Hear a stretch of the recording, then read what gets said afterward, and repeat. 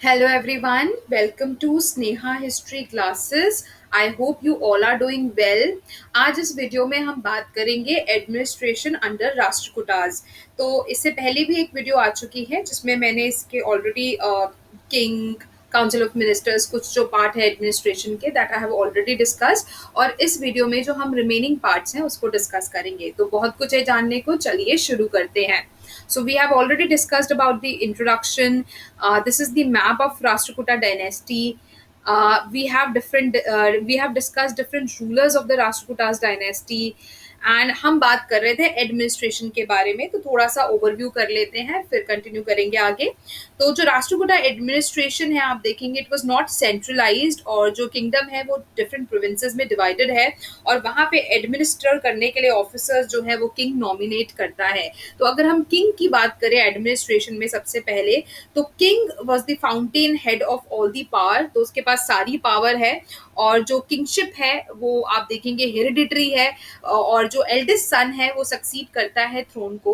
But जो capable है, जिसके अंदर एबिलिटी है, ठीक है, वही उसी को थ्रोन मिलेगा। ऐसा जरूरी नहीं है कि हर दफा जो है एल्डेस्ट सन को ही थ्रोन मिलेगा।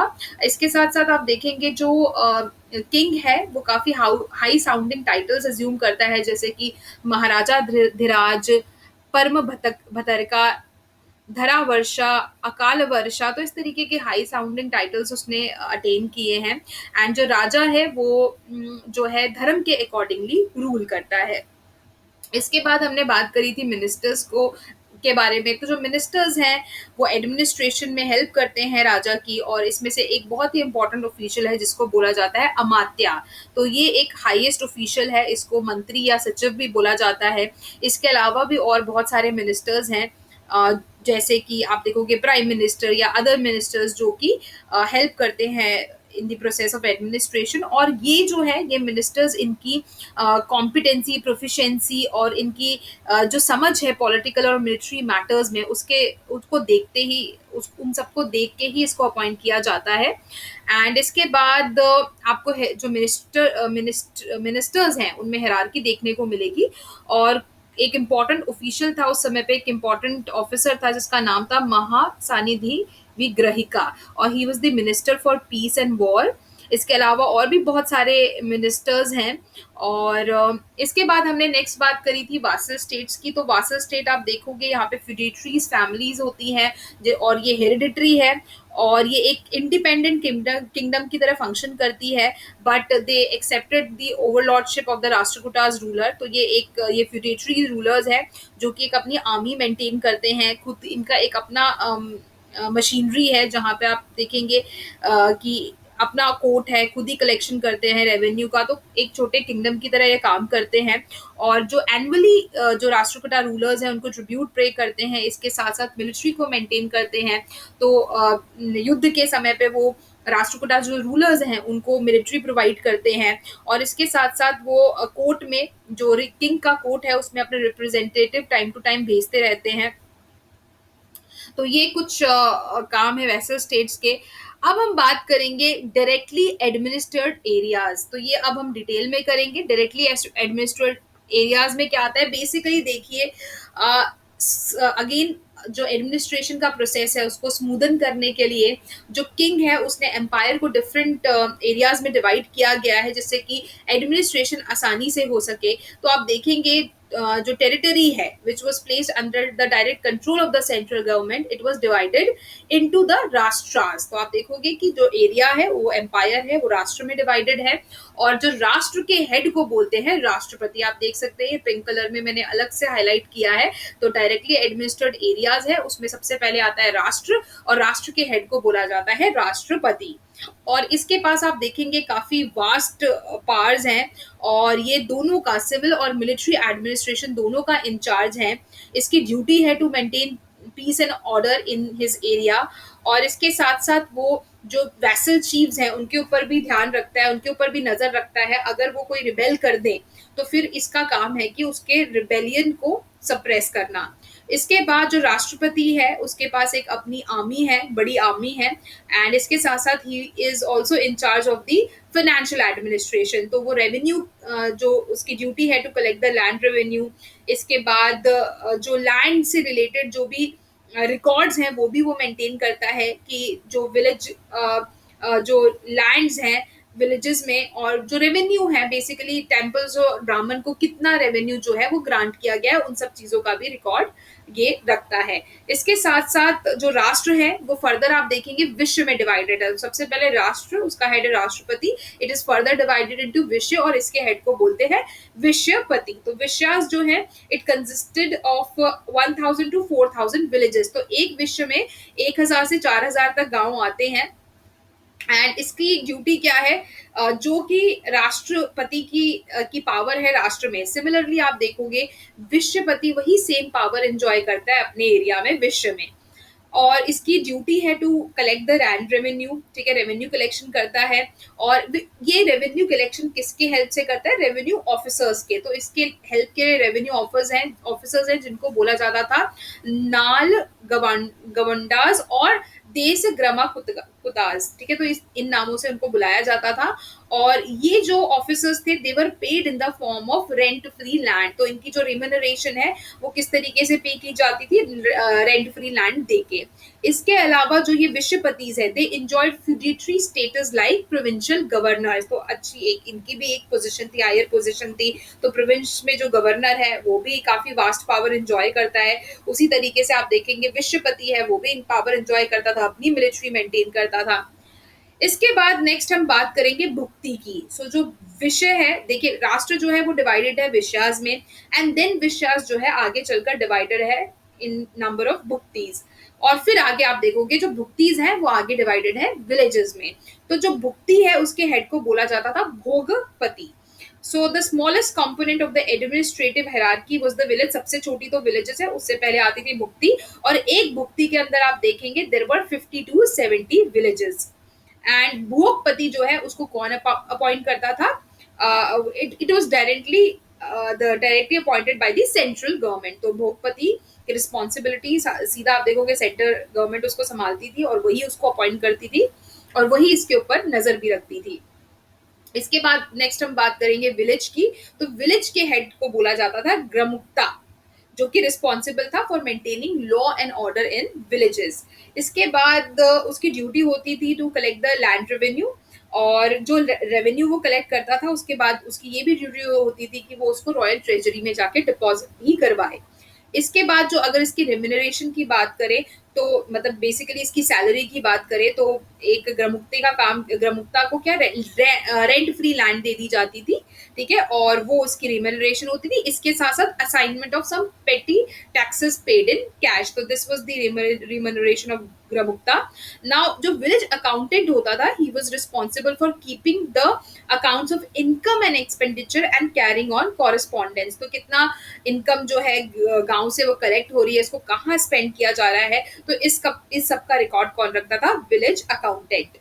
इसके बाद एक और बड़ा ही इंटरेस्टिंग फीचर था विलेज एडमिनिस्ट्रेशन का कि it was under the direct involvement of people. तो लोग डायरेक्टली इसमें पार्टिसिपेट करते थे और एक पॉपुलर काउंसिल या असेंबली होती थी जिसमें 20 टू 30 एल्डर्स होते थे विलेजेस के, जिनको बोला जाता था ग्राम महाजन्स और ग्राम महत्राज, जो कि टेक केयर करते थे विलेज एडमिनिस्ट्रेशन का। इसके बाद ये जो पर्सन्स थे इनको एनुअली इलेक्ट किया जाता था, लाइक अ पंचायत आप देखोगे, ठीक है, उस तरीके से एनुअली इनको इलेक्ट किया जाता था। एंड इसके अलावा अलग अलग सब कमिटीज थी जो डिफरेंट एरियाज को मॉनिटर करती थी, जैसे कि temples, tanks, roads, educational institutions. इसके अलावा ये जो विलेज असेंबली थी they also received endowments from private individuals. तो जो प्राइवेट इंडिविजुअल्स है वो भी इनको आप देखोगे ग्रांट प्रोवाइड करते थे, या जो भी इनको डोनेशन आती थी फॉर पब्लिक वर्क। एंड इसके साथ साथ also had the power to decide civil suits and petty criminal cases. तो ये जो विलेज असेंबली है, आप देखोगे जुडिशियल फंक्शन भी फॉर्म कर रही है, तो क्रिमिनल केसेस को ट्रायल कर रही है। इसके साथ एक और रेफरेंस हमें मिलता है कि एक और बॉडी होती थी जिसको बोला जाता था, एल्डरमैन की बॉडीज होती थी जिसको बोला जाता था विषय महारताज एंड राष्ट्र महारताज। ठीक है, एंड बट अगर हम इसको कंपेयर करें विलेज काउंसिल से तो इनकी पावर उनसे कम होती थी, बट हमें इस तरीके की एक बॉडी का भी रेफरेंस मिलता है। So this was about the directly administered area. तो जो पूरा empire it is divided into rashtras, जिसका हेड है rashtrapati. It is further divided into vishaya, जिसमें एक विश्व में 1000 टू 4000 विलेजेस आते हैं। इसके हेड को बोलते हैं विश्वपति। Then comes the भुक्ति। विषयास जो है वो फर्दर डिवाइडेड है भुक्तिज में, और एक भुक्ति के अंडर आते हैं 50 टू 70 विलेजेस, और इसके हेड को बोलते हैं भोगपति। इसके बाद जो विलेज है उसके हेड को बोलते हैं ग्रामुक्ता। इसके अलावा ग्रामुक्ता के अलावा विलेज काउंसिल या असेंबली भी होती है जो कि एडमिनिस्टर करती है विलेज को। इसके अलावा हमें एक और रेफरेंस मिलता है एंडरमैन की एक आप कह सकते हो काउंसिल का, जिसको बोलते हैं विश्व महारताज और राष्ट्र महारताज, और ये लेस पावरफुल है विलेज काउंसिल से। तो इस तरीके से आप देखेंगे तो पूरा एरिया है उसको डिवाइड किया गया है। इसके बाद नेक्स्ट हम बात करते हैं रेवेन्यू एडमिनिस्ट्रेशन के बारे में। तो रेवेन्यू एडमिनिस्ट्रेशन बेसिकली रेवेन्यू कहाँ से कलेक्ट किया जा रहा है। तो आप देखोगे जो रेगुलर सोर्स ऑफ रेवेन्यू है राष्ट्रकूटा एम्पायर का, वो कुछ बहुत सारे टैक्सेस है जो कि लैंड पे लगते थे, एग्रीकल्चर पे लगते थे, ट्रेड पे, इंडस्ट्री पे, ट्रांसपोर्ट पे, इस तरीके के। तो ये यहाँ से जो टैक्सेस कलेक्ट होते थे वो मेन सोर्स ऑफ इनकम थी राष्ट्रकूटा एम्पायर का। और उसमें से अगर हम देखें तो सबसे important source of income is the land revenue and the government properties. इसके बाद लैंड रेवेन्यू फिक्स किस तरीके से किया जाता था, उसके लिए जो लैंड है उसको डिफरेंट कैटेगरीज में क्लासिफाई किया जाता था। किसके बेसिस पे? Depending on the nature of soil, की क्वालिटी कैसी है सॉइल की, उसकी फर्टिलिटी फर्टाइल है या नहीं है, और इरिगेशन फैसिलिटीज एक पर्टिकुलर एरिया को, लैंड को या सॉइल को कितनी दी गई है। तो ये सारी चीजों को देख के जो लैंड है उसको डिफरेंट कैटेगरीज में क्लासिफाई किया जाता था। एंड उसके बाद जो है जो लैंड रेवेन्यू है वो फिक्स किया जाता था। इसके बाद आप देखोगे लैंड रेवेन्यू को बोला जाता था भोग कर और उद्रंगा। ठीक है, और ये कितना होता था? That is 25% of the yield, मतलब 25% ऑफ द प्रोडक्शन, मतलब 1/4 ऑफ द प्रोड्यूस इस समय पे जो है लैंड रेवेन्यू वो होता था। इसके अलावा आप देखोगे, और ये जो है इट वाज कलेक्टेड, ये जो लैंड रेवेन्यू था एक इंस्टॉलमेंट्स में कलेक्ट किया जाता था। इसके साथ साथ जो टेम्पल्स और ब्राह्मण्स को जो लैंड ग्रांट की गई थी उसमें भी जो उससे भी टैक्स कलेक्ट किया जाता था, बट वहां पे आप देखोगे जो रेट ऑफ टैक्स था वो काफी कम होता था। इसके अलावा शुल्क या टोल लगाया जाता था किस पे? मर्सेंटाइल गुड्स पे entering into a market town. तो मार्केट टाउन के अंदर जब कुछ मर्चेंट से रिलेटेड उनसे कोई गुड्स आ रही है तो उनके ऊपर शुल्क लगता था, और ये भी एक इम्पॉर्टेंट सोर्स था इनकम का। इसके अलावा टैक्सेस लगते थे किसके ऊपर? It was levied on fruits, vegetables and a host of other articles. And इसके बाद it was also levied on sales as well as purchase of goods. तो कभी भी सेल एंड परचेज हो रही है गुड की तो उसके ऊपर भी टैक्स लग रहा है। इसके अलावा जो गवर्नमेंट है वो रेवेन्यू कलेक्ट करती थी माइन से, फॉरेस्ट से या वेस्ट लैंड से भी। और इसके बाद आप देखेंगे जो वासल स्टेट्स है, जो वासल चीफ है, वो भी एनुअल ट्रिब्यूट गवर्नमेंट को पे करते थे। सो ये भी एक इम्पॉर्टेंट सोर्स ऑफ इनकम था। तो आप देखेंगे ये कुछ इंपॉर्टेंट सोर्स ऑफ इनकम है। और इसके साथ साथ जो राष्ट्रकूटाज हैं उन्होंने कॉइन भी इशू किए थे जिनको बोला जाता था सुवर्ण और द्रमास, जो कि होते थे सिल्वर या गोल्ड के बने हुए। सो this was about the revenue administration. और अगर हम देखें कि स्पेंड कहाँ कर रहे हैं रेवेन्यू को, तो आप देखोगे पब्लिक वेलफेयर के काम के लिए, रॉयल कोर्ट के लिए, पैलेस के लिए, या आप देखोगे आर्मी पे वो इसको खर्च कर रहे हैं। इसके बाद हम नेक्स्ट बात करेंगे आर्मी की। सो आर्मी किस तरीके की थी? So it Rashtrakuta army consisted of a large infantry, numerous horseman and many elephants. तो ये तीन कैटेगरी आप देखोगे, तीन यूनिट्स है, इन्फेंट्री है, हॉर्समैन, कैवलरी और एलिफेंट्स, ये इनकी फौज होती थी। And they use to maintain a standing army, ठीक है, जो कि हमेशा उनके पास अवेलेबल होती थी। इसके साथ साथ the recruitment of the to the army was extended to all classes. ऐसा नहीं है कि जो सोल्जर है वो एक पर्टिकुलर क्लास से होंगे, हर एक क्लास से जो है अपॉइंटमेंट की जाती थी सोल्जर्स की। इसके बाद जो फ्यूडेटरी किंग्स होते थे वो भी they were being expected to contribute to the defense of the empire in case of war, so they maintained large army। ये हम ऑलरेडी देख चुके हैं कि वैसल स्टेट्स है, फ्यूडेटरी चीफ्स है, वो खुद की एक आर्मी मेंटेन करते थे and during the time of war वो राजा की हेल्प करते थे विद देयर आर्मी। इसके साथ आप देखेंगे चीफटेन्स और भी जो ऑफिशियल्स हैं, they also served as commanders whose posting could transfer if the need arose। तो जो मिनिस्टर्स होते थे, ऑफिशियल्स होते थे, वो भी कमांडर्स की तरह सर्व करते थे और उनको टाइम टू टाइम अगर जरूरत है तो ट्रांसफर किया जाता था। एंड जो ट्रूप्स थी, जो सोल्जर्स थे, उनको या तो कैश में या काइंड में सैलरी दी जाती थी।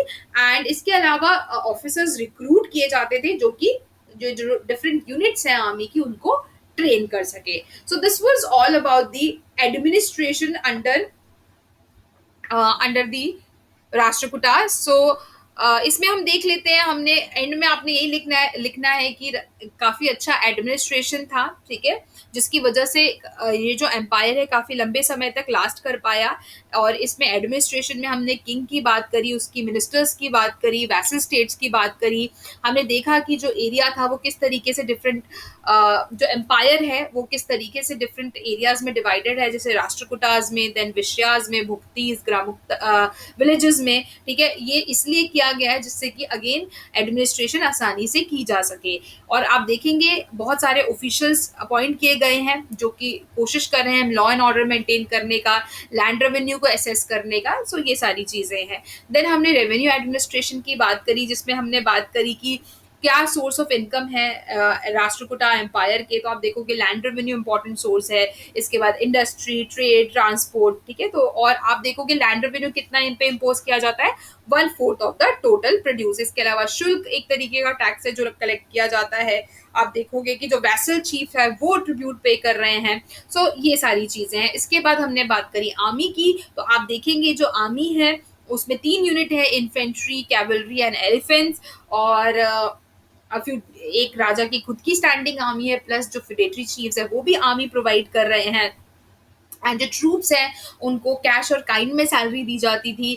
और इसके अलावा ऑफिसर रिक्रूट किए जाते थे जो कि इन यूनिट्स को ट्रेन कर सके। So this was all about the Rashtrakutas administration. I hope आपको ये टॉपिक क्लियर हो गया होगा। So if you like the video, so please subscribe my channel, like, share and comment. Thank you so much for watching. Take care, stay safe, and I'll see you in the next video.